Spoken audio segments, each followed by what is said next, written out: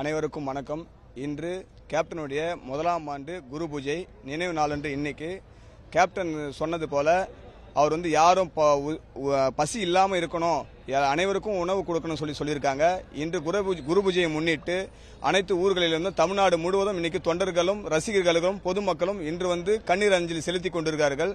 அதனால யாரும் பசியோடு இருக்கக்கூடாதுன்றதுக்காக இன்னைக்கு கொளத்தூர் ராம் கேட்டரிங் சார்பாக நாங்கள் உணவு வழங்கி கொண்டிருக்கோம்.